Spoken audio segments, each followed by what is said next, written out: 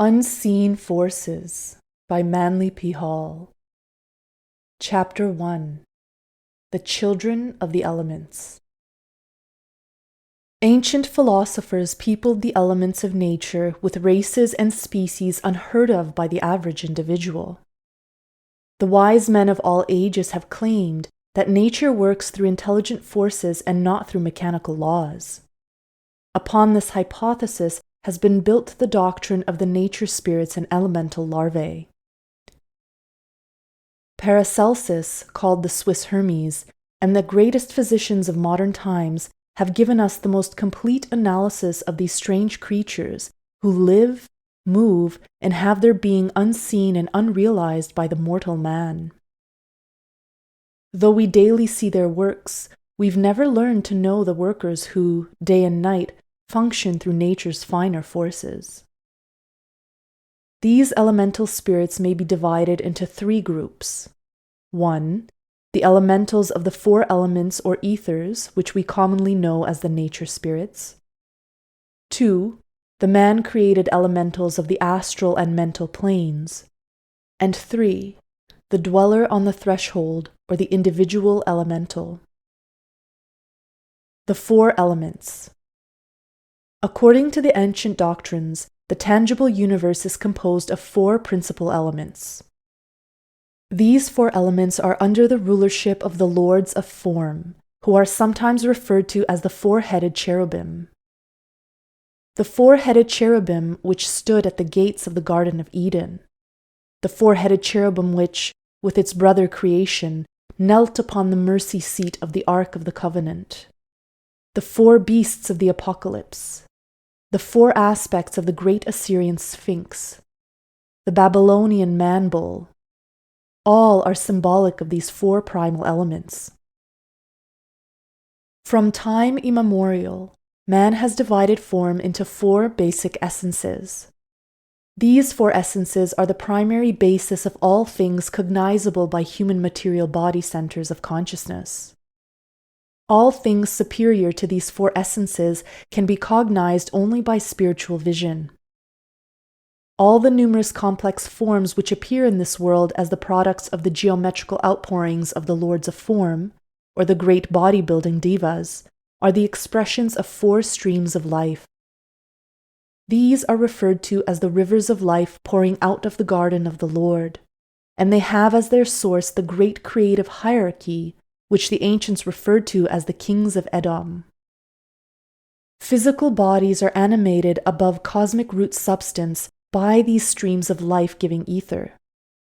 This ether is that part of the body of which the universal logos, or something even higher which we do not know, which occupies the position of a carrier or container, for it passes through itself, in four streams, the power of the creative logos.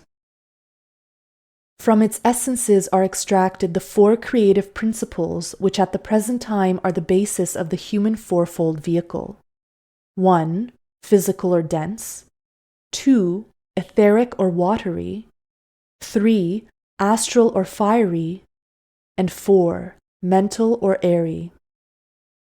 These four vehicles, symbolized by the ancients as the arms of the cross, form the basis of the sacred doctrine of the crucifixion.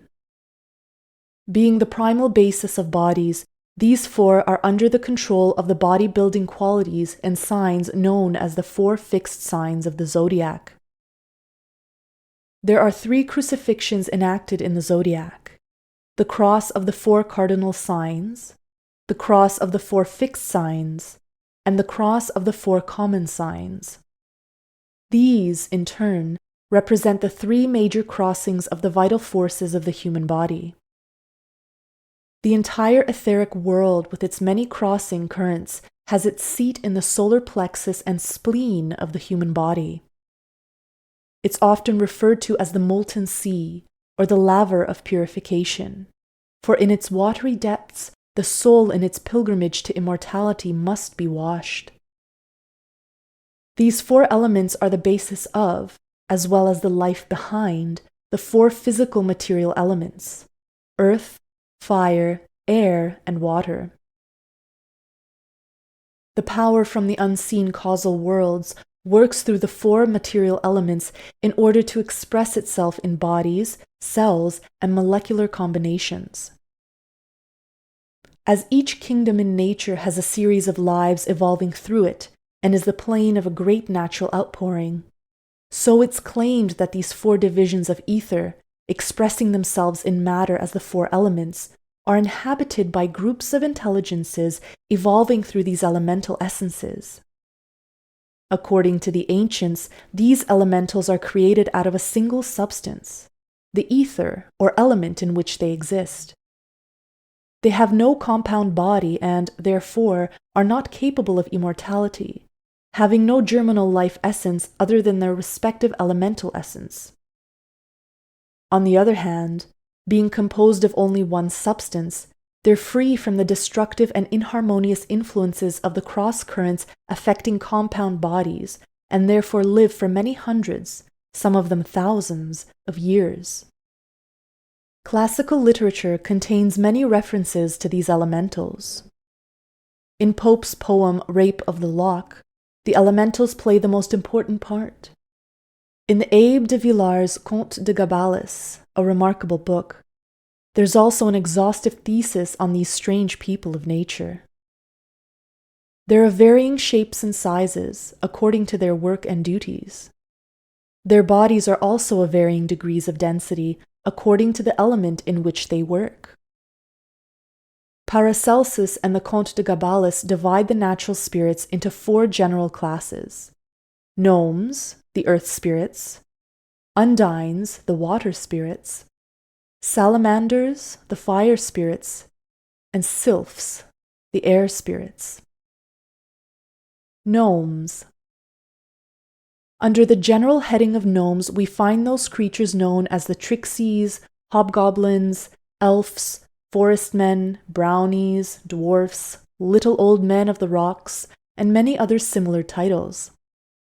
The gnomes are the most dense of the nature spirits and consequently are more subject to the laws of mortality.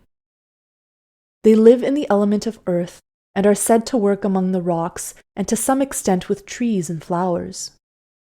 They are dwarf-like in stature, rather thick-set, with large heads and a waddling gait, their garments growing as an integral part of them.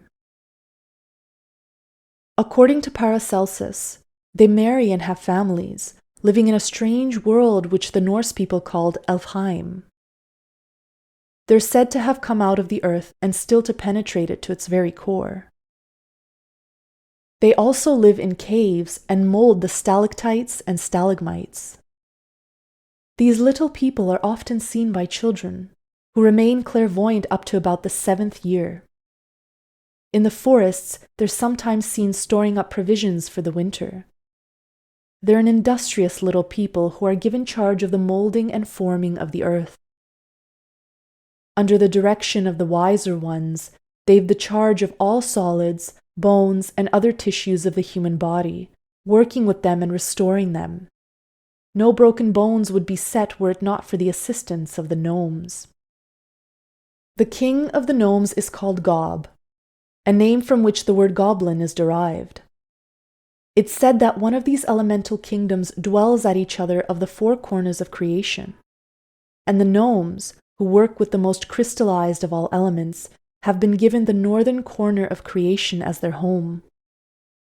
The ancients declared that the gnomes govern the secret treasures and hidden things of the earth, and that those who seek for material treasures hidden in nature must first gain the support and assistance of the gnomes, who at will can either unveil them or conceal them that they cannot be found. The gnomes are very miserly, greedy, and fond of good things to eat. On the other hand, they work incessantly, are very patient and faithful, and in our world would be called steady and temperate. Occasionally, they meet in great conclaves in the heart of some dark forest or among the rocks, and from them comes the wonderful story of Rip Van Winkle in the legend of the Sleepy Hollow. A busy little people, they play a great part in the development of man and assist him in his work. They work intuitively through the elements, and while they've a certain form of mentality, it's much inferior to ours. They are incapable of expressing or manifesting themselves through any substance other than their own element. The hypothetical ether pervading solid crystallized substances as the first etheric essence is the only substance in which the gnomes can function. Certain types of gnomes dwell in old ruined castles. This is one reason why old buildings are overgrown with vines and creepers, for the gnomes are eternally seeking to beautify nature.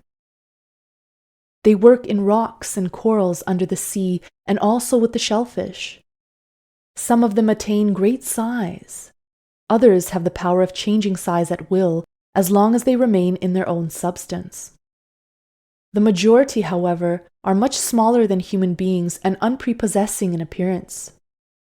Since they dwell in the darkness and gloom, the gnomes are said to have a certain effect upon human disposition and to govern the saturnine melancholia, gloom, and despondency. The undines.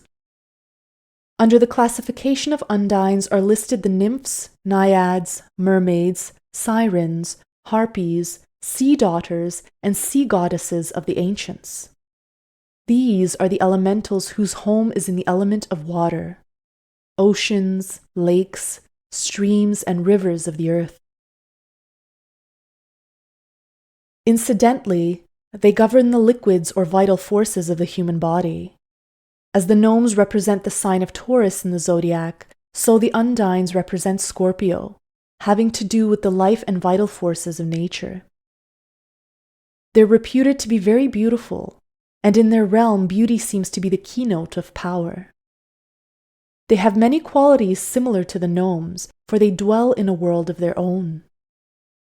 They're generally considered to be amicable and fortunate, and serve man in the spirit of love and sincerity.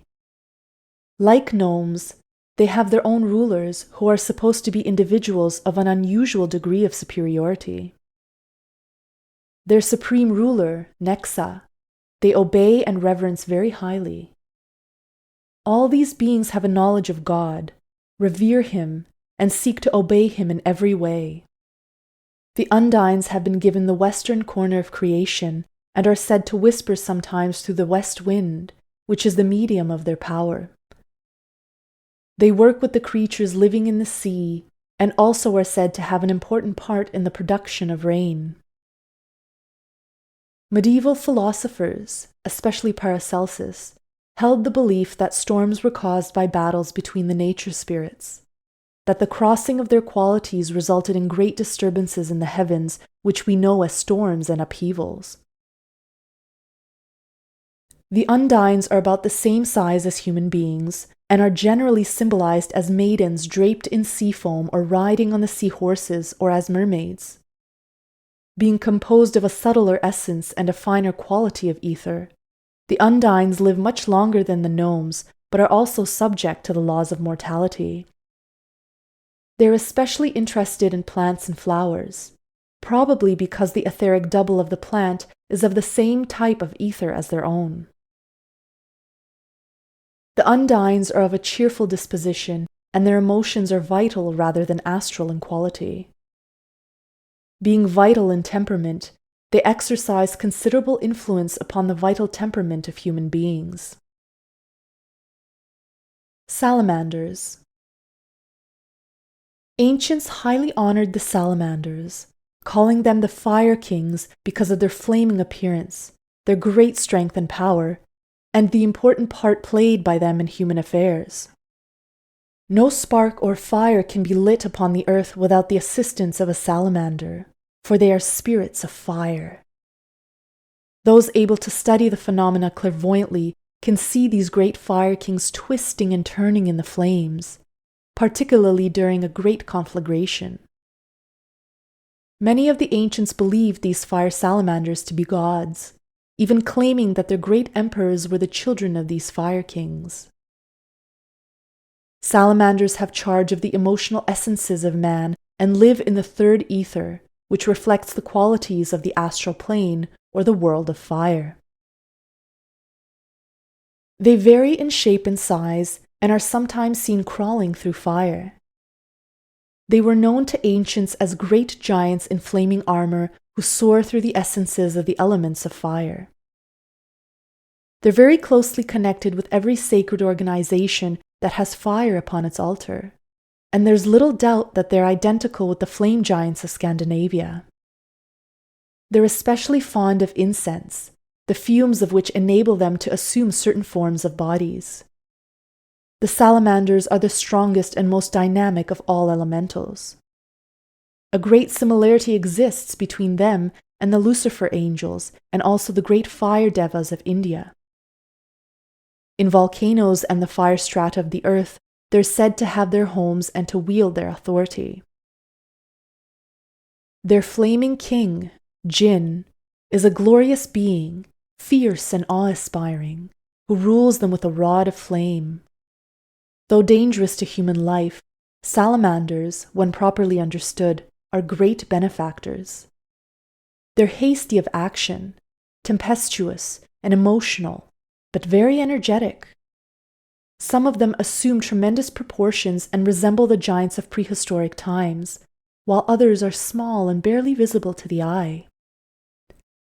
Their home is said to be in the south, and they're felt in the warm winds of the equator. Their temperament is sanguineous, and they influence to a certain extent all individuals with that temperament. If this quality is permitted to become the controlling power of life, salamanders working through it confer upon all whom they influence tempestuous natures, fiery temperaments, and uncontrollable passions. Because of the tenuity of the element in which they live, salamanders are seldom seen. They live to an extreme age, many existing for thousands of years before finally dissolving back into the primal essence from which they were differentiated. The inhabitants of the fourth ether, the finest and highest of all, are called sylphs or air spirits. They're also known as riders of the night, wind-born, storm angels, air devas, mind-born, and many other names. The ancients believed their homes to be in the clouds. Deeper study, however, has proved that this group of elementals, who include the fairies and all those creatures with iridescent wings referred to in child's fairy tales, really have their home upon the mountain tops rather than in the air itself.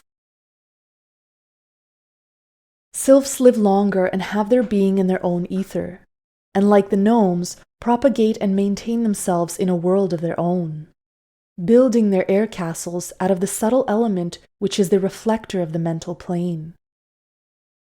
They vary in appearance, some resembling human beings but with slightly different proportions.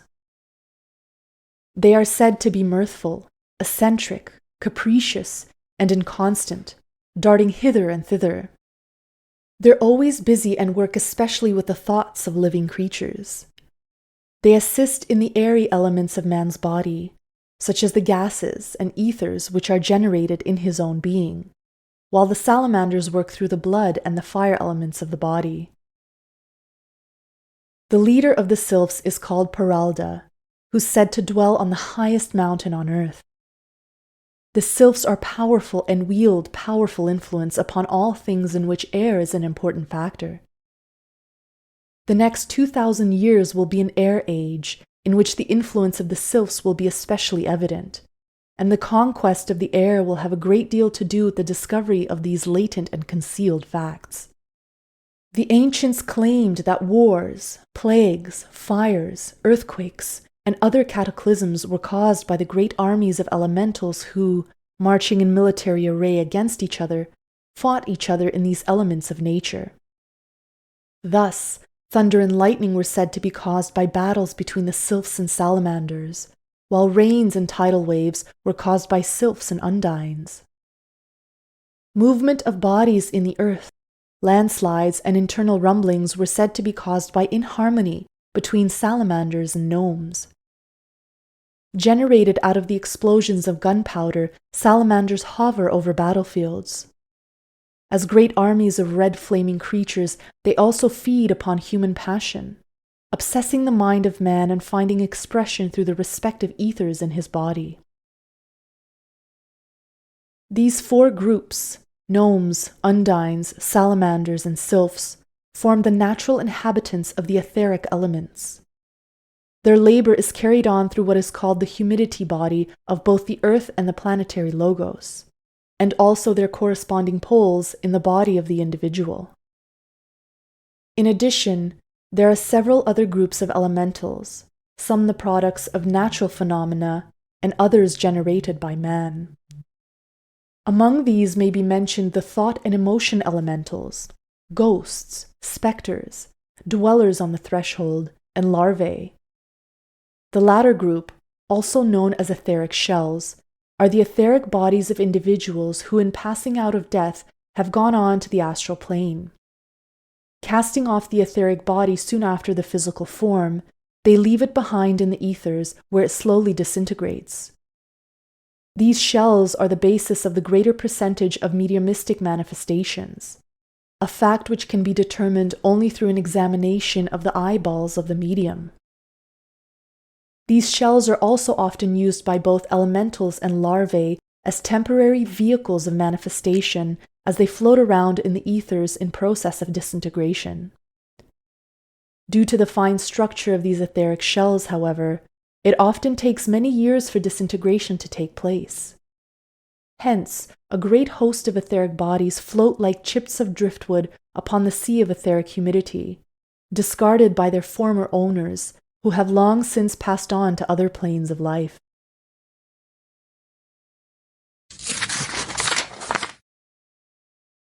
Chapter 2: Natural Principles. The nature spirits are sometimes visible to the human eye, but can be controlled only by those who are rulers of the elements in which these elementals live. Man's mastery of the elements, therefore, gives him dominion over these kingdoms. According to the ancients, the elementals were originally under the dominion of the Adamic man, and are always subject to the one who is master of their element. The elementals serve sincerely, though they do not realize or recognize the needs of the race they serve. Under the guidance of higher hierarchies, these creatures are the intelligent bases of natural phenomena and assist in implanting qualities and powers within the plant, the mineral, the animal, and man. Many readers may not care to accept the reality of these entities, but as soon as they form part of the great occult hierarchy and are the incarnation of natural principles, it's necessary that we give them a certain amount of attention and study. Under certain conditions, these elementals have attached themselves to man and served him faithfully and well, as in the case of the demon of Socrates. Under other conditions, they have been mistaken for angels, demons, and other supernatural larvae. They are said also to exist in essence in the chemicals of nature. They are elementals not only of our Earth and planetary chain, but also of other planets and solar systems. The primary constitutional difference between the elementals and man is that the evolving life of which we are a part consists of complex organisms composed of spirit and its chain of vehicles, while the composition of the elementals is the one ether from which they are formed. Hence, the only evolution they can experience is the evolution of their own ether from which they cannot dissociate themselves. Practically all occult wisdom of the world is based upon the knowledge of the four ethers and their powers as factors in the unfoldment of form combinations. The ethers in the bodies of the mineral, plant, animal, and man are the basis of the differentiation of these kingdoms of life. Without their vital principle, which is, in truth, the Hiram Abiff of masonry, the temple building of the ages could not go on. Among the ancient Oriental peoples, the doctrine of the four creations taught that from the body of Brahma, the concrete deity, 4 children, representing the visible races of the earth, were born. From the feet of Brahma was born the black man, or the physical earth, which has been referred to as the footstool of God. From the thorax of Brahma was born the brown man, who represents the ether or ethereal outpouring of nature. From the hands of Brahma, with their power of action, was born the red man, who represents the principles of motion and emotion, construction and destruction, action and reaction. From the mouth of Brahma was born the white man, the Brahmin, who is the spiritual and mental man. These four elements just described constitute the four outpourings from the cosmic egg. The Orientals sometimes divided the universe into 5 divisions, symbolized by the 5 fingers of the human hand. The Hindus recognize a 5th division extending from the root of the nose to the top of the head. The evolution of man consists in the passage of his consciousness through the 4 elements, which we find so wonderfully symbolized in the ancient initiations. First initiation, the slaying of the dragon of matter.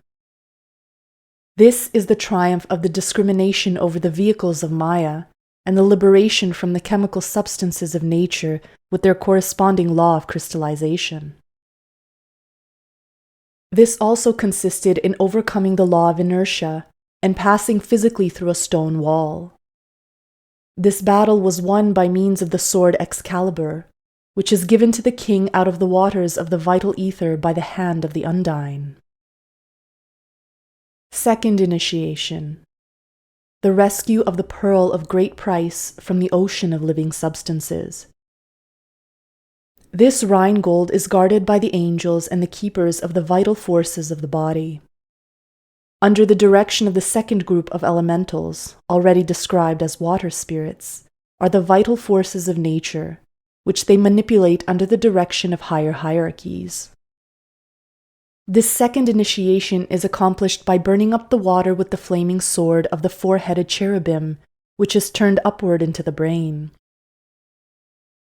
In this, the candidate learns to cast the molten sea and receive the benediction of the holy water, which represents the vital forces of his own body, after which he passes under the sea and learns to solve the mystery of water, which is born out of the thorax of Brahma.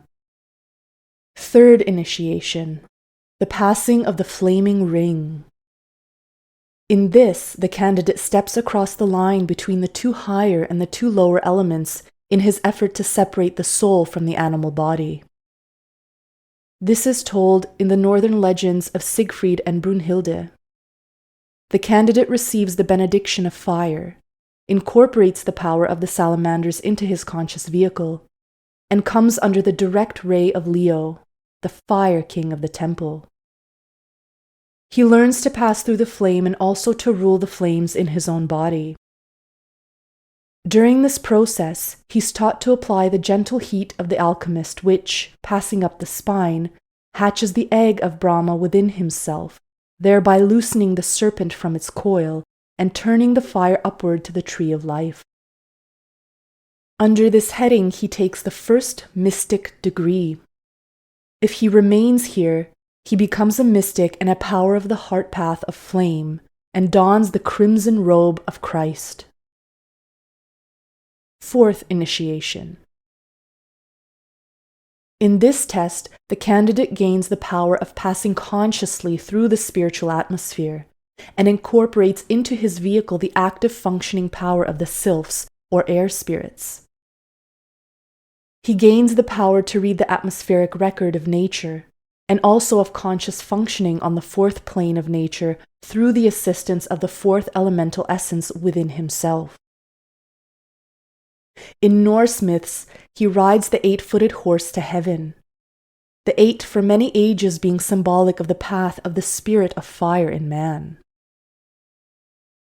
He thus combines these 4 elements in the power of mind, which is made available by the 4th ether, and is the highest form of consciousness which we have at present time.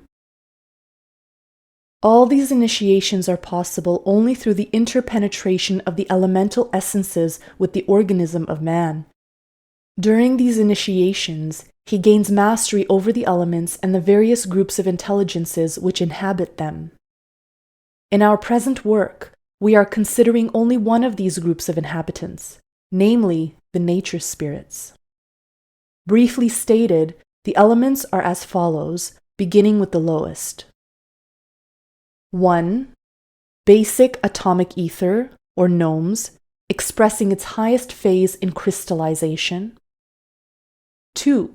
Humidic ether, or undines, expressing itself as water of life, the divine Mother Isis of all things. 3. Astral ether, or salamanders, expressing itself in all motion and sense perception. 4. The mental ether, or sylphs, expressing itself as the basis of memory perception and the reasoning intellect. These 4 represent the channels for the expression of the forces of the 4 worlds of nature through which man is evolving at present time. The ether is not the world itself, but is merely a substance capable of carrying or perpetuating that which is the product of some other sphere. Ether was referred to by the ancients as the hypothetical mirror of eternity, because it mirrors the worlds of nature into concrete form, vitalizing and impregnating this form with the sparks of life which it contains within itself. When the hand of the priest is lifted in benediction, 2 fingers are raised and 2 are lowered. The 2 lowered fingers represent the elements of earth and water. The 2 raised fingers represent the elements of fire and air, while the thumb represents the akasha or spirit. In this way, the priest gives the benediction of the 4 ethers, without which consciousness is impossible, and the influx of which is the basis of growth, redemption, and regeneration.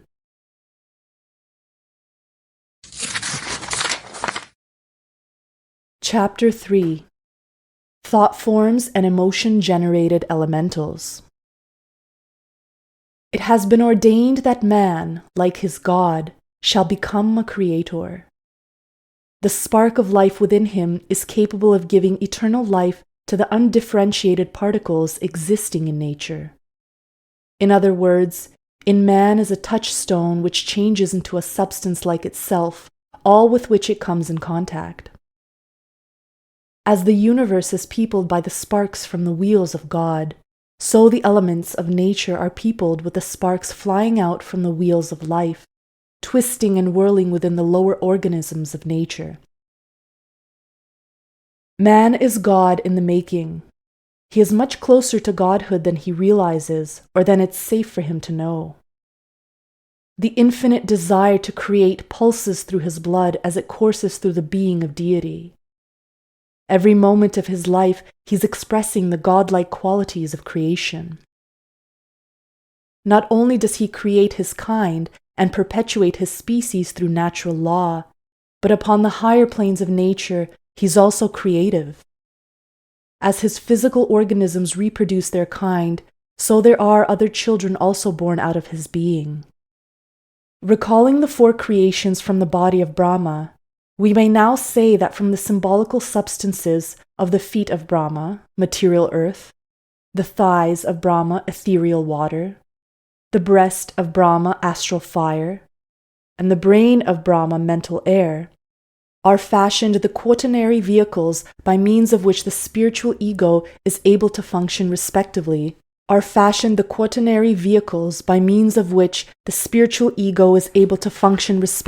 the physical, ethereal, astral, and mental worlds.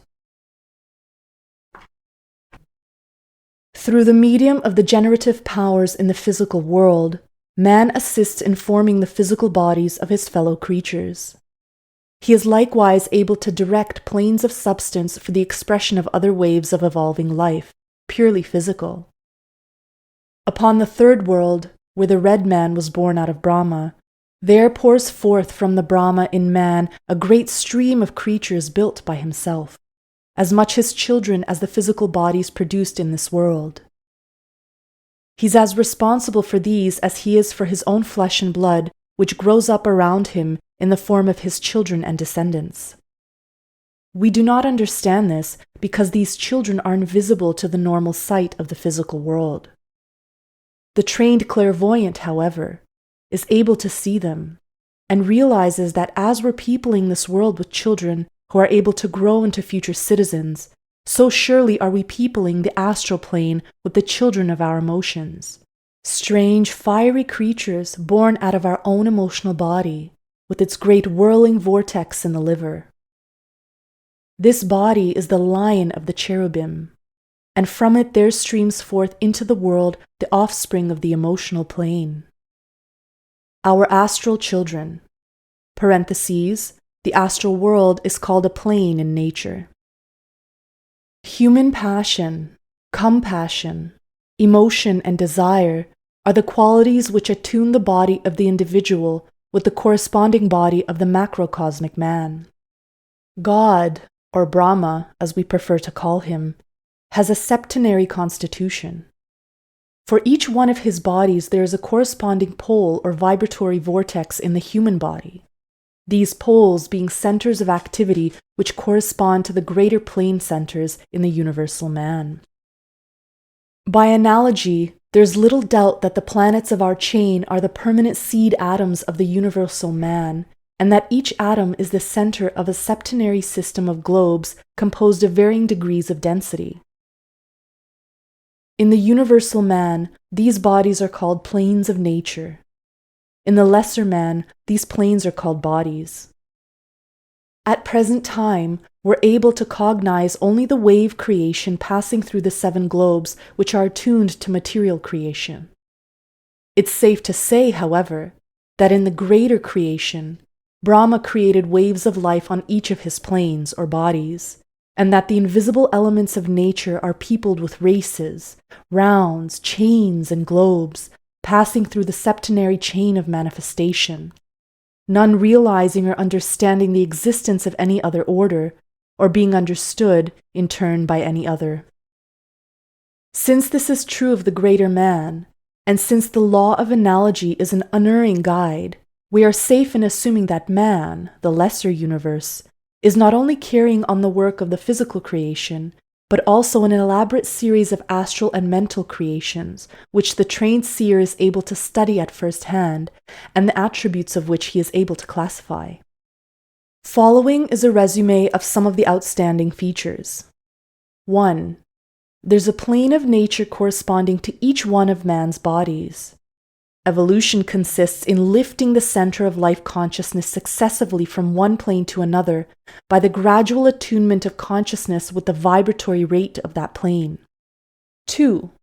In the Western world, the physical plane is the world of reality, because the consciousness of its inhabitants is concentrated solely upon material things, the sense centers being entirely enmeshed in the visible and physically tangible. 3. The physical world is to us the only existing reality because we cognize the external only through the vibratory rates of sense perception, and our present rate of sense perception attunes us with the planes of the lowest, the feet of Brahma, the level of the Sudra or servant. 4. In nature, there's a world or plane, one of the bodies of Brahma, to which man becomes attuned through the vibratory rate of the emotional sutratmic atom. The whirling of the atom produces a rate of vibration, and each of these seed atoms vibrates to a different key. To one capable of understanding them, and whose senses have made the proper attunements, these seed atoms intone a mystic chant, whose notes sound like the thunderous tones of a colossal organ in nature. Never ceasing their wondrous pinwheel motion, they join the ensemble of celestial symphonies of marching spheres. In a lesser way, they sing the chants sung by the planets, and thus breathe the sacred name of the Most High, that wondrous being composed of all these sparks of life that robe themselves in the endless scroll of vibratory sound. 5. From the physical body of man there extends an egg-shaped aura, with the large end at the bottom. This aura, commonly called the astral body, is a series of swirling emanations in which the rudiments of the organs can be traced in spirals and pinwheels of colored light. This egg-shaped body extends from 12 to 14 inches beyond the physical form and is the vehicle of conscious expression that attunes man, the little god, to the emotions of his creator. Like the ruddy planet Mars, which is its keynote, This body glows with opalescent shades, coloring with pink, violet, and orange predominating. This body is as much a part of our organism as the physical body, and we function in it many years after the death of our physical form. 6. This astral body expresses all the sentiments, emotions, desires, hates, fears, excesses, and active qualities of the human organism. From it pour perpetually into the astral plane of nature the man-created elementals which people this plane in the great universe. 7.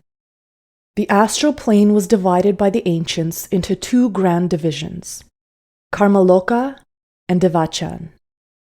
These words express more adequately than any English words the qualities of this world. Karmaloka, translated, means primarily the world of compensation. It has been identified by the religious organizations of Christianity with purgatory, and is composed of the three coarsest planes of the astral world.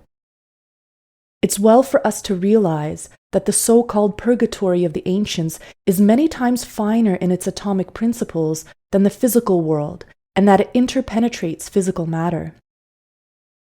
Though we're unaware of it, the eternal flames of hell are now in our very midst, unseen and unrecognized by the absolutely harmless, because at the present time we function at a different rate of vibration. 8. Into this lower division of the astral plane are poured the elementals generated by the emotions of man. Our hates and fears and excesses must thus be said to be pooled in the three lower planes of the astral world. There, the clairvoyant is able to see the fruitage of human degeneracy and the children born of the animal body of man. These creations are often strange contradictions of the things a person would have the world believe them to be, for they register not the polish, but the secret excesses of his life. As streams of demons and monsters, such as haunt the sleep of the opium fiend or flash before the eyes of the drunkard, we see the children born of the lowest side of God's fire world. They issue from us in a never-ending stream and feed the seething throng of fire beings that destroy each other in this world of darkness. This is indeed the inferno of Dante. Here in the Karmaloka, the land of sin, man must meet his creations face to face and confront the children of his vices. 9. Man little realizes the immortality that he is capable of conferring upon his creations. There's an apocryphal story of the Master Jesus, how when a child at play, he molded clay pigeons and tossing them into the air, gave them life so that they could fly up into the heavens. In the same manner, each of us, with the power of immortality in his soul, is giving life to the substances of nature, molding them into the expressions of our temperaments and personalities, and launching them to float for ages in the subtle essences of being, and to carry with them the blessings or the curse with which we ourselves have endowed them. Thought forms. Thoughts are geometric outpourings of the mental body. They're germinated and vitalized through the union of the mental plane with the physical brain, which, as father and mother, gives birth to the child, a thought. In order to think, it's necessary for the entity to have in his being a center of conscious power, a sutratmic vortex of the same rate of vibration as the mental plane. Around this, he builds the mental aura, which consists of an egg-shaped vehicle, sometimes with uniform ends and sometimes with the upper end slightly larger. This ovoid, being attuned to Saturn, the mind-born, is dark indigo in color, but pierced with the thought form of many colors and usually fringed with a fine hem of golden light, sometimes changing to green and orange. This body, which is the vehicle of consciousness on the mental plane, is the highest we're capable of building at the present time, the vortices of the higher bodies being as yet latent. The masters of wisdom, the highest initiates of our life wave, function in their mental bodies, which some of them are capable of molding into a close facsimile of the human form. This is the body from which issue the thought forms, strange geometric outpourings, and many-colored waves and rays. These are also the children of man. Having created them, he is responsible for them, and he is powerless to prevent them from going forth in the spirit of their Creator. We're surrounded by our own emanation bodies, which are constantly pouring into the infinite reservoir streams of energy, both constructive and perverted. These streams of energy result from vitalizing our emotions and thoughts, and thereby conferring upon them the power of our immortality. Devachan. In the Orient, Devachan is called the home of the Devas, a great race of spiritual creations, or rather higher astral creations, who never appear on the physical plane, but who function continually in their astral bodies or occasionally in their mental bodies. Devas are correlated sometimes with the salamanders, but this is incorrect, as the careful student readily comprehends. The ancients recognized 3 groups of devas. 1. The formless devas of the higher mental planes, whose vehicles are formed of the cloudless night of the arupa substance or abstract mental essence. 2. The embodied devas, who are the great beings who dwell on the rupa, or form mental plane composed of concrete mind stuff similar in texture to thought forms. And 3. The fire devas, or the inhabitants of the Devachan, the higher astral plane. The Devas form part of that group of spiritual entities who assist in carrying out the directions of the planetary logos. They're marvelous beings endowed with great wisdom, glory, and power, and they never appear on the physical plane. Their knowledge is apparently limitless, and to meet one is an unforgettable experience. The Devas form one group of the instructors of humanity on the higher planes of nature. These beings are outpourings from the waves of creation, evolving as children thrown out of the superphysical bodies of deities. Some of them are called skin-pore creatures, others fire-born. In many of the ancient doctrines they were called blood-born, and in still others, children of thought. As surely as these creatures are the mind-born sons of God, so surely are the thought forms and astral elementals the mind and fire-born sons of human beings.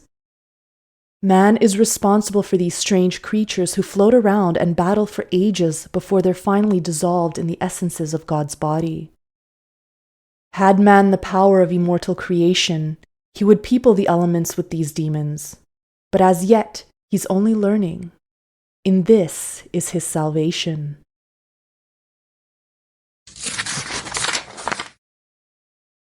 Chapter 4.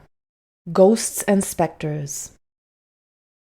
Besides the living inhabitants of the elements, there's another class of elementals commonly called shades, ghosts, or spectres. We now group under a single heading as ghosts both decarnated spirits and the shells which float lifeless in the essences of the superphysical planes. This is incorrect, for in truth the word ghost, taken from the word gust, means a passing shadow or the reflection cast by the light upon the surrounding darkness.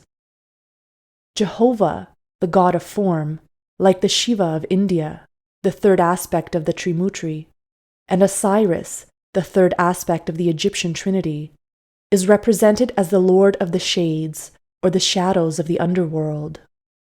In reality, all bodies are ghosts, because they're all phantoms of the real. That which is a shadow of the eternal is called a ghost or spectre, and it has no reality save through the reflection of life upon substance. Over graveyards at night there hang globes of phosphorescent light and wavy draperies of phosphorus, for the human body, when disintegrating, creates a luminous mist. Ancient peoples called this luminous mist a shadow or shade. It was also said that the shades of men walked the byways of their past, like Hamlet's ghost on the castle battlement. Generally speaking, we may divide the ghosts who walk in the night into 2 general classes. First, there are the disintegrating bodies of decarnated intelligences.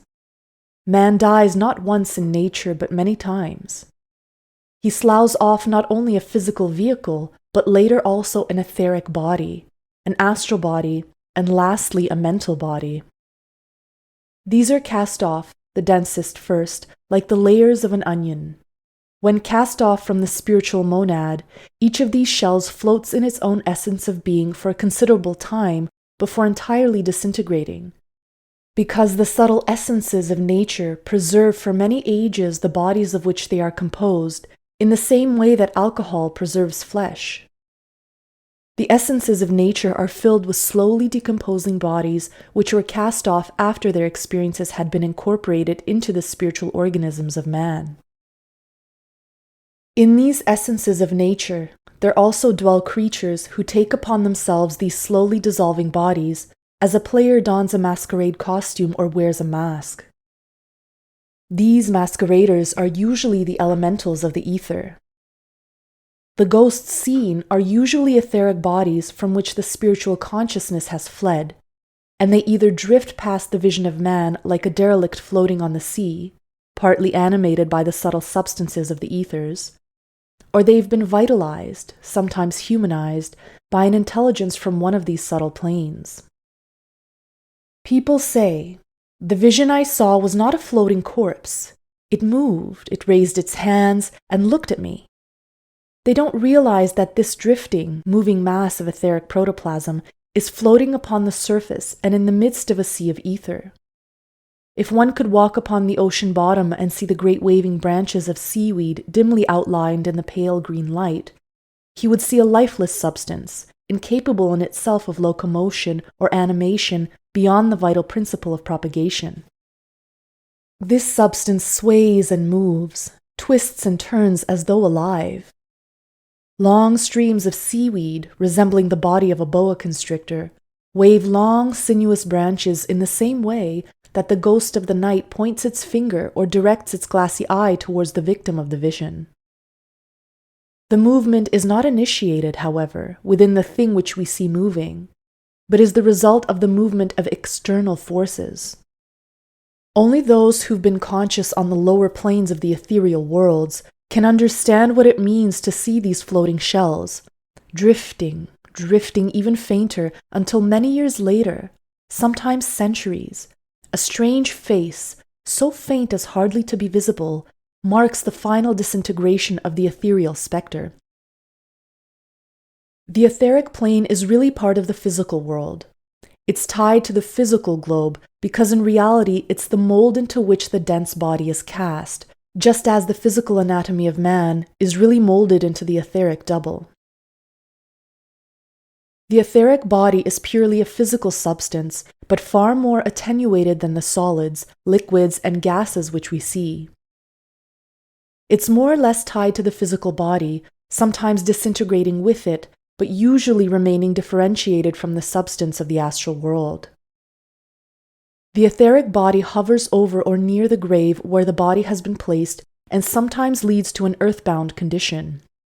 To prevent this possibility, the ancient occultists cremated the physical body. When this is done, nothing remains to tie the higher intelligence to the matter, the body having been entirely reduced to basic inorganic substance.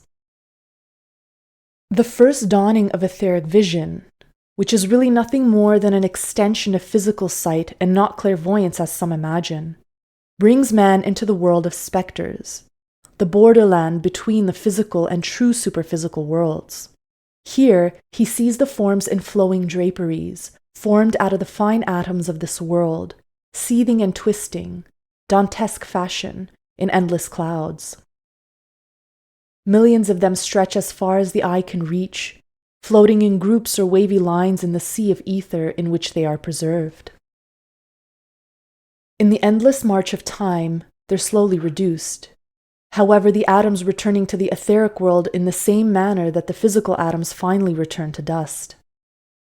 And as the physical atoms are incorporated again into ever-changing bodies, and as that which was once in the body of man may next appear in the organism of plant or animal, so the ether which once was attracted by the centers of etheric consciousness to build a body, when dispelled by time, finally gathers itself into new forms. The particles of man's own etheric body are made from the disintegrating atoms of the millions of ghosts that have been floating in the ethers since eternity began. To this sea of ether the physical body will be returned when its labors completed and the records which man has implanted in it and which are necessary for his soul growth have been extracted therefrom and incorporated into his higher vehicles. Man has a body in each of the worlds of nature, which he now has connected up in his fourfold consciousness.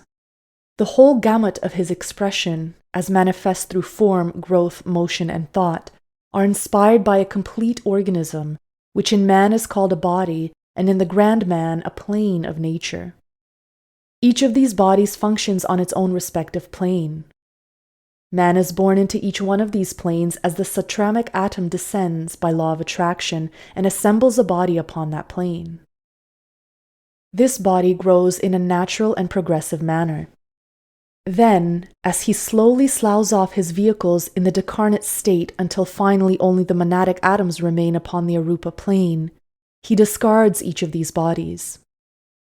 These discarded bodies thereupon become ghosts, or shells, in the superphysical world, just as the physical body, when the spiritual ego has departed, becomes a lifeless thing, preserving the shape of the living creature, but without consciousness or intelligence. This process had for its ancient symbol the moon, which is, in truth, a ghost, its intelligence having incarnated into the earth. It's a dead, lifeless shell, but impelled by the power of the great disintegrator in nature, which is the lord of the ghost or spectre, in other words, the regent of the moon. Again, there is the earthbound spiritual consciousness which sometimes visits the living, but in this case usually through the lower astral body. Consequently, it's never seen save when the individual is partly asleep. People who have seen these spectres always affirm by all they hold dear that they were wide awake. The consciousness is wide awake, but functioning at the moment in the lower astral body. Hence, the physical body does not move during a vision. People are incapable of standing up and approaching the spectre. They think and are alive and awake, but always in a dreamlike state in which they are partly under the dominion of sleep. At this time, the physical body is in repose and the lower physical qualities do not intersect or express themselves. Then, many people become slightly clairvoyant and see the ghosts and spectres of this world. The spectre usually takes a form outlined in gray, hooded in a dun-colored or gray garment, and surrounded by a bluish-gray light. After the decarnate person has been absent from the physical plane for some years, the lower part of the body becomes merely a hanging drapery and finally vanishes altogether, because the higher astral plane preserves only the consciousness of the face. These spectres usually appear because of some strong earthly ties, such as jealousy or wrongdoing. Great love or great hate also draws them. By his avarice, therefore, the miser is recalled to his treasures. These are the phantom forms which curse old castles with their presence, like the famous ghosts of Hampton Court and the ghost of Hamlet's father. Once they're freed from the pangs of consciousness or unfinished work, these spectres disappear, because the consciousness dies out of the astral body, and this body becomes merely a shell. The shell is then often assumed by elementals which continue to haunt the places where the spirit itself once did. A great percentage of the visions seen by mediums are merely these etheric shells vitalized by an elemental or the astral or etheric worlds. The earth-binding ties of narrow concepts, ignorance, one-pointedness of purpose, or similar attitudes can be found in numerous instances. For months after the close of the late World War, soldiers on both sides who died fighting still rose from the battlefield and fought in the ethers, wholly unconscious of the fact that they were dead. They maimed and destroyed each other, cursed and swore, and lived again among the bursting shells and shrapnel just as in former days. Still others wander among the forests of crosses in the great graveyards of Flanders and France, wondering after many years of death what happened to them. The sea is still peopled with phantom ships whose crews, long since dead, still sail for the port which they were never able to reach alive. Among the ancient galleons on the etheric plane, the old Spanish buccaneer still counts his gold, tied by the bonds of materiality and selfishness to the world of which he no longer is a part. The dope den is still peopled by the spirits of those who died slaves to its curse, and who come back again to inhale its fumes and live in its filth.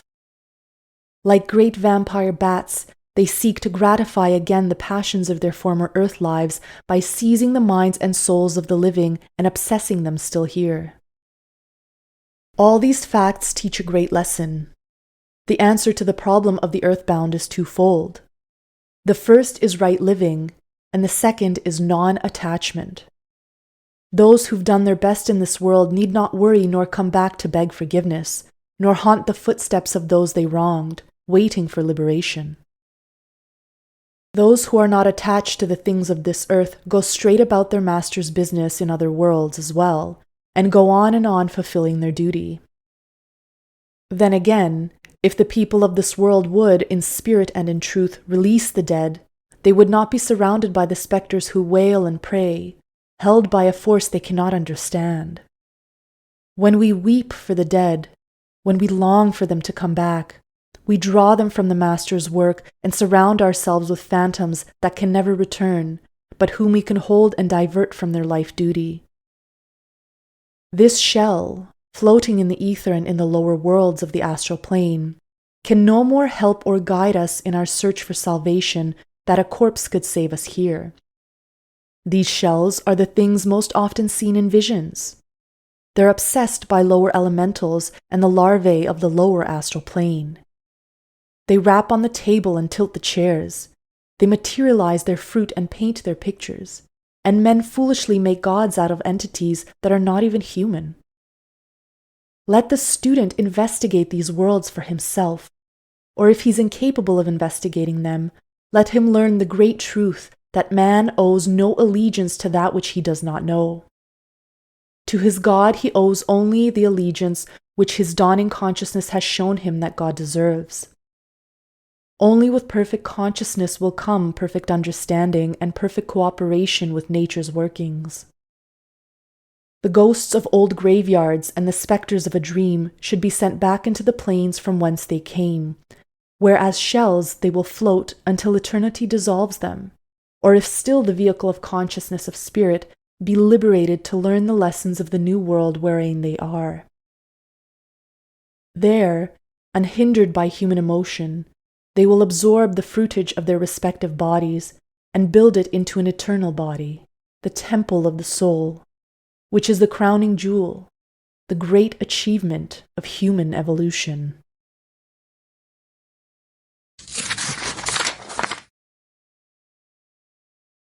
Chapter 5.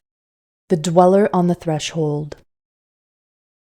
Character and those qualities which are really the measure of human consciousness are not brought with the primitive germ of being out of the infinite, but are the fruitage of experience and the mellowing that comes with spiritual age. The primal spark, the unborn deathless thing in each organism, knows itself not, save by those bodies that it has built throughout contact with inferior worlds, which we will call the realms of form. The first spark, this divine germ of spirit, makes possible all growth and expression. But growth, in the true spiritual understanding of the word, is the result of acceptance into the consciousness of the evolving atoms of those diverse factors which we group together under the heading of experience, and without which the spirit cannot improve its primal lot. The world that we know is the kindergarten of spirit. Here, child souls in the making are instructed in realities by means of unrealities. As the cutting out of paper dolls and making of little ships from strips of paper is the first step in the education of a child, so things apparently far from truth mold in a mysterious way the character of man into the paths that will later lead him to wisdom. Few here realize that they're on probation in this world, but such is the case. We're forced to hug the spokes of the wheel of illusion until, like the child in school, we outgrow our class and are promoted to a higher. as there are children in school who never seem to learn and who stay year after year in the same grade, so those who do not master the problems of the greater school of life must remain involved in matter until they realize the plane and, what is vastly more important, live in accordance with the reality they have discovered. At present time, all growth is carried on through the physical body. All the higher vehicles express themselves through this medium and are molded by the application made of their respective forces in the material world. Let us list them and describe how they're influenced. The mental body. This is the highest vehicle man has at present time, save a few very highly advanced adepts and masters who function consciously in the Buddhic body. In the majority of people, the mind-body appears as a yellow cloud around the head and shoulders. The greater the thought force of the person, the more completely organized the mental body becomes. The brain is its vehicle in matter, and the development of his superphysical body depends entirely upon the exercise of thought force, not upon other entities, but upon solution of the problems of life in accordance with the faculties of reason and logic. The astral body. This body is much older than the mind and is therefore much more perfectly developed. It finds expression through the fire in the human blood. The emotions, passions, and reactions with which man excites his organisms are expressions of this astral body. The heart, as an organ of influence over the destiny of consciousness, expresses the qualities of the astral body, and the mastery and directing of the emotional forces constitute the building of the astral soul body in man. Emotions are always swayed by extremes, and it's the balancing of opposites and the mastery of extremes here in life that molds the astral body into a permanent vehicle for the expression of spirit. The physical body. This vehicle, composed of the chemical dense form and the etheric or vital double, is in principle the oldest of man's connections with the external universe and forms at this time the focusing point for all of the other bodies.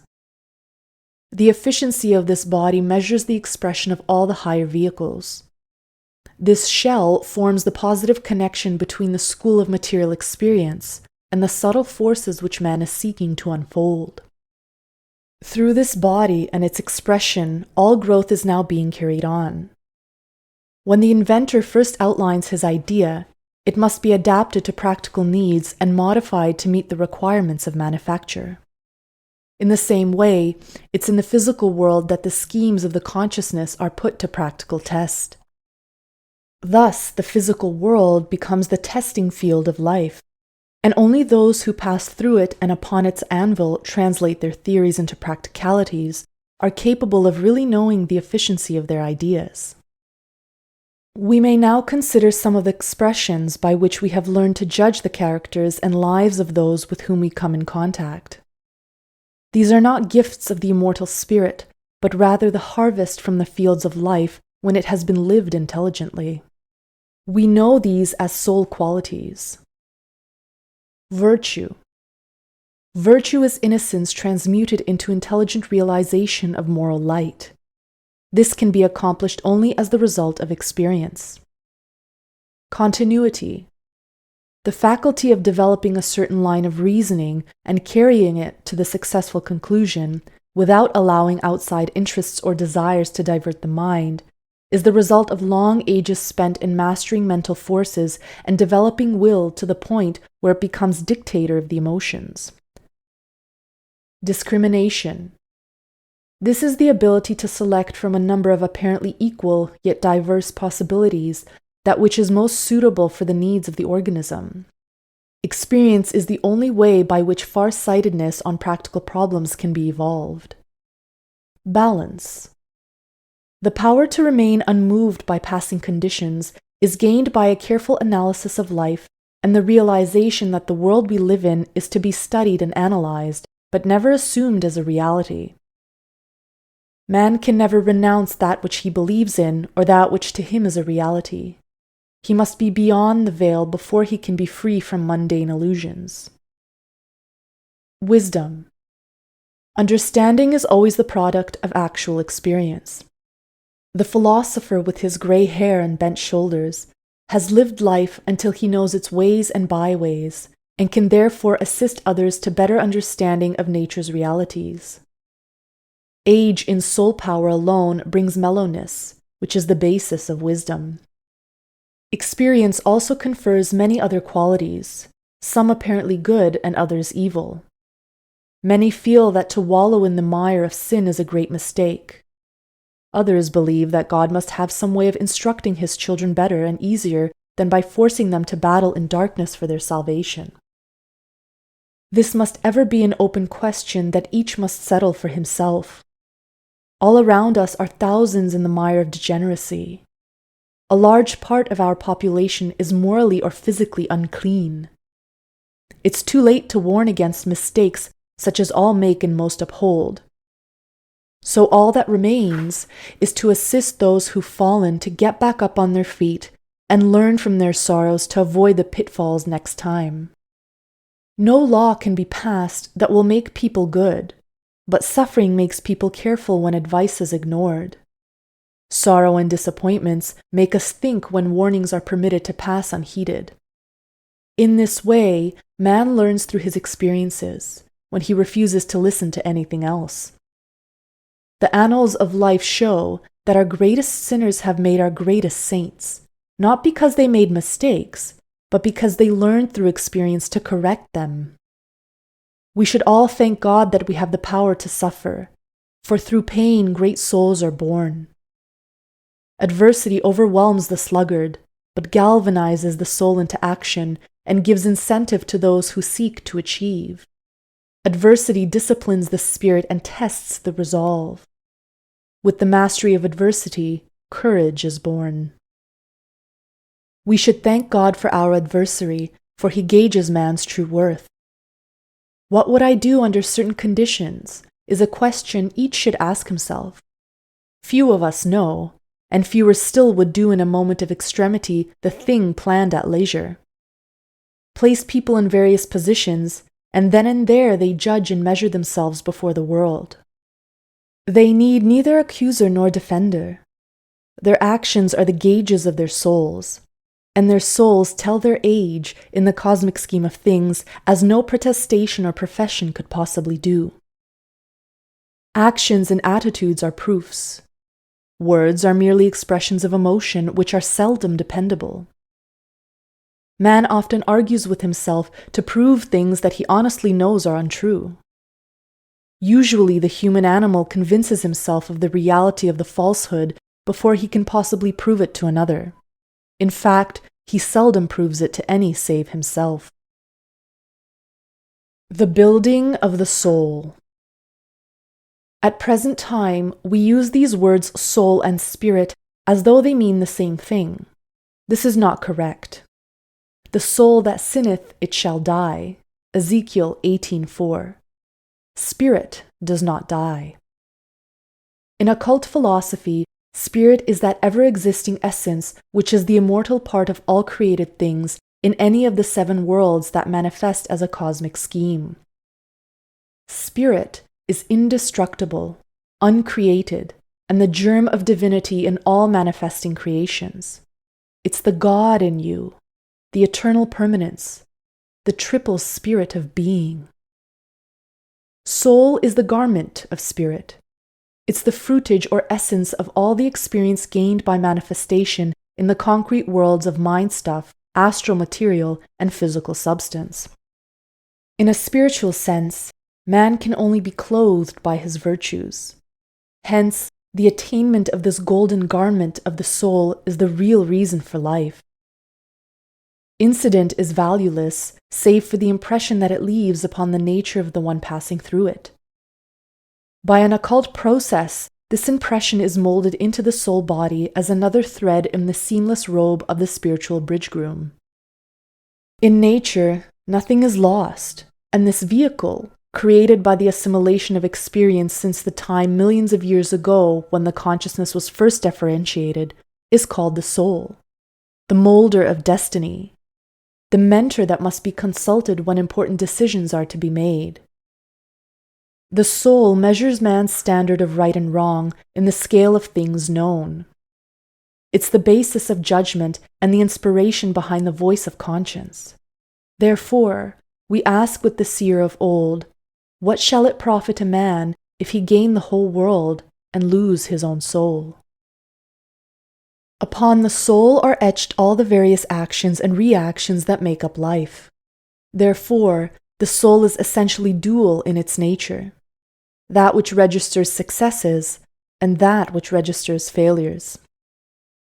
Things we have done well become our guardian angels, guiding and inspiring us to further achievement, while those things wherein we have sinned become our menacing accusers, ever confronting us with the responsibility for our own mistakes.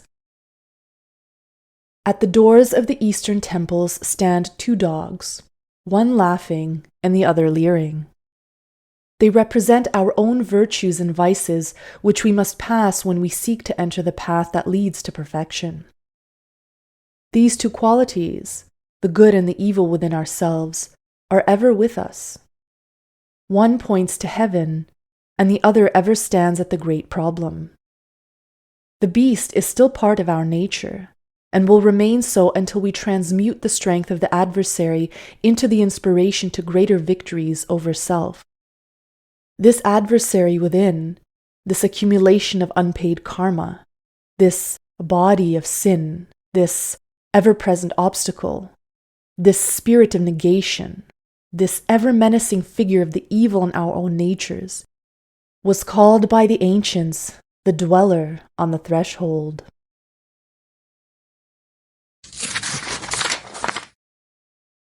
Chapter 6. The Passing of the Dweller. The first great step in the ancient initiations was passing the terrifying monster that dwells on the borderline between the physical and the spiritual worlds.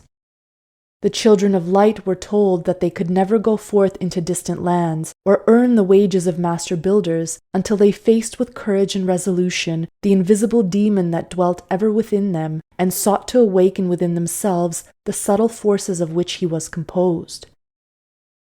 Most people do not meet this fearful figure until at the time of death the intelligence functions for a brief time on the borderland of life and death, so called, which is its dwelling place. There he crouches, the thing built by the sins of the flesh and the crimes committed in the darkness, a spectre of unearthly terror, the sum total of perversion, the aggregate of misused force and perverted talents. Have we ever stopped to think that things we do unwisely will sometimes confront us, like accusing judges, and bar our way to the light that we will someday recognize and seek to serve? Far back when man first sinned, this creature was born and cried out from the blood of the first of God's children that was slain. Hate and fear, jealousy, greed, passion, lust, thoughtlessness, and crime, all these have fed it until today man carries with him an all-powerful thing reared and nursed by the worst that's in him. A beast-like demon ever spurring him onto crime and perversion, ever tempting him through the medium of habit to sink back into the mire of degeneracy out of which he is crawling so painfully. This is the guardian of the threshold. We've never seen him, but every day we're fighting him, struggling to free ourselves from the coils of sin which are his manifestations. Every time we master an unworthy trait of character, we are passing the dweller on our threshold, for we are divided from the world of spirit by our sins. And when we master our own mistakes by doing right where we did wrong before, sin becomes less of an obstacle. Finally, we're able to face this creature for the last time, and among the ethers of the higher worlds struggle with the dragon of karma until at last we vanquish him, and bathing in his blood become immortal. For energy is the blood of the dweller, and he is built of the energy we have wasted or misused. The dweller differs from the elementals and nature spirits in this respect. The latter are a separate creation in themselves, floating about and living in the etheric essences. The guardian, however, is attached to man and never leaves him. It grows or diminishes with the sins of the individual of whom it forms part. The guardian at the threshold is really the sin body of all creatures who have individual intelligence. Although man is the only intelligent creature that we know, there are many others in nature. The planet Mars is the sin body of the solar god and is therefore his threshold guardian. But the deity has transmuted this power into the dynamo of the solar system. Those who would serve their god safely and join the company of immortals must first master their own sins. The price of entrance into this temple is the conquest of our own lower natures, for we cannot serve both God and Mammon. To force one part of nature to develop spiritual powers while another side of nature is a servant to vice and material things is to invite insanity and death. Therefore, before one takes the true path of discipleship, he must have a long walk with himself and see how many of the elements of his lower nature he's allowing to tie him to the earth. Then begins the great battle so often symbolized in the religious ceremonials of the ancients, which must result in the death of the lower nature, the dweller. From the ashes of the flaming conflict, the higher nature rises and becomes one with the spirit of light. This is the mystery of the crucifixion, and the inner meaning behind the third degree of the Masonic rite. On a smaller scale, it's played out in life every day, but at last it must boldly be faced and a decision made. Sins of the flesh. So long as any of the following traits are left in his nature, man has no right to seek first-hand knowledge on spiritual subjects. This does not mean that he should not study, but he must be kept away from occult activities that will work upon his superphysical nature and organisms. All of the following vices build and strengthen the power of the dweller: hate, fear, greed, excitement, emotionalism, anger, sorrow, passion, lust, dishonesty, selfishness, egoism, dislikes, sulkiness, lying, pride, attachment, contention, arguments, and demands. All students are subject to these failings. That's to be expected, and there's no special disgrace in having them, for only the gods are without fault. Mayhap may even they err sometimes, but until these problems have been honestly faced and worked out, no one has the cosmic right to dabble in those things which lie behind the veil that divides this world from the invisible. These are the responsibilities we must meet and tests we must face, and our usefulness depends upon how we meet and master them. For every one of these faults makes us useless to the great ones who so greatly need help from the world of men. What kind of universe would we live in if our gods were subject to the failings listed above? If the sun should be subject to fits of anger, or the masters begin to run things according to their own egoistic fancies, what would happen to us? If we aspire to positions of trust, we too must be as passionless, patient, and kind as the gods themselves. No one ever reached the state of mastership other than by passing the guardian of this lower nature and transmuting into creative powers the sins which give the dweller his power. The 3 steps. There are 3 distinct steps in the attainment of wisdom, and all growth must take place in accordance with these steps. If man really desires the boon of wisdom, he must be willing to accept it as the gods have seen fit to bestow it. The student must prepare himself for the influx of wisdom. This he does through the right thought, right action, and right attitude. Right thought is the open mind, ready to consider all things. A humble mind willing to receive the crumbs from the feasts of the wise. A charitable mind condemning none but itself. A far-sighted mind capable of seeing good in all things and ultimate good for all things. Right action consists of proper care of the body, proper exercise, and a proper place in the great material battle of life. Man grows by contacting growing things. When he's able to contact all forms of life pleasantly, with consideration, and with the heart of the helper, and with the mind of the student, he grows. Right attitude means that everything is undertaken in the spirit of love, truth, and a sincere, unselfish desire to assist in making the world a better place in which to live.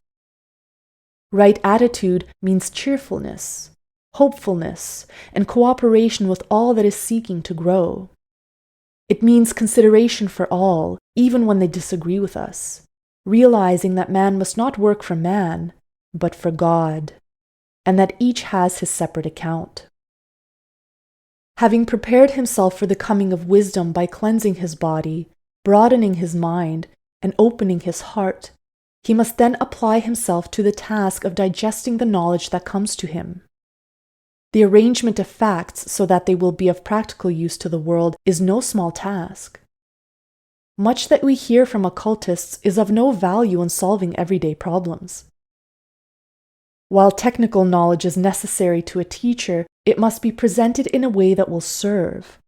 Otherwise, it might as well remain unsaid. The second step is the actual coming of wisdom itself, and this, in turn, prepares the way for the third stage. Having prepared for and received the light, the third stage is that of using knowledge in the best and most convincing way. This is no child's play. It requires wisdom and understanding of the gods themselves. People take the spiritual sciences too lightly. They don't realize that the enlightened ones are picked from the very cream of the earth. The brightest minds, the most beautiful souls, and the greatest successes are the ones chosen to serve with the band of spiritual ones. Modern occultism is filled with failures who were never of any value to themselves or to anyone else. If these scatterbrains think for a moment that they're going to be lifted up in a few short months or years, they're very much mistaken. The masters use only the worthy ones. What are we or what can we do that makes us worthy to ask for spiritual assistance in the employment office of God? What are our references? What letters of recommendation do we bring from our last employer, our friends, our world? The following case illustrates what the guardian of the threshold means. Miss X, an elderly lady, is such a gossip that she is without a friend on earth. No one dares to speak in her presence. She's been married twice, but both homes have been broken up. She blames others, but all who know her realize that she's the one responsible. She has an ungodly temper, a sour disposition, and a body filled with acid due to improper food combinations. She spends most of her time regretting unfortunate conditions of years ago, feeling that the world is against her. She will not believe that she's selfish, and she spends all her time telling what she knows. She expects everyone to agree with her and calls them fools when they do not. One minute she wants to embrace, and the next she wants to kill those near her. She prays and meditates daily and asks for spiritual enlightenment. She sees visions and believes that the creations of her mind are true, which is quite impossible. She's just one of countless thousands who expect illumination as their birthright and spirituality as a legacy. They do not realize that the masters must have people who can do things. This lady could not earn $5 a week in the material world, for she's a liability wherever she is, but she believes that she's valuable enough for God, for him to send one of his masters to teach her against her own will the things she would not understand. Those who want illumination are many, but few are worth the effort nature must make in order to change their lives and produce something useful. An analysis of this lady shows that she has the following faults. She's an incurable egoist. She's a pessimist. She has a violent temper, and this temper poisons her blood. She's selfish. The masters are the opposite, altruistic. She's emotional. She wastes energy, which is a crime. And she has a neglected body. God will not dwell in a temple that is not kept clean and free of disease. These 6 faults comprise the dweller on her threshold. They stand between her and all the beautiful things she wants to be. God will not remove these things from her, but will give her the things she longs for when she proves her worth by mastering her own nature and awakening to her mistakes. God makes a pact with man. If man will prepare the temple of his own life, the Father will take up his dwelling in it and be the light of that temple. Let us ask nothing of God until we have done our part. Let us not try to gain spirituality until we have built our tabernacle according to the law given to the children in the days when the earth was young. The Sphinx. Who has fathomed the mystery of that expressionless face gazing out into the desert toward the place of the rising sun? That creature, with the body of an animal, is the sin body of man, the guardian of the threshold. And, like the true constitution of man, it's unknown to the majority of people. Before the candidate can go forward in spiritual work that he was ordained to do, he must wrest the secret of sin from the silent watcher. By concentration and consecration, he must correct and master one after another of his own vices, until he can offer to the service of the masters a life without a blemish. Then he will be accepted. But few there are who want a life without blemish. All want power. But how few can take the sword of quick detachment and plunge it through the heart of that leering spectre, their own lower nature, the dweller of the threshold.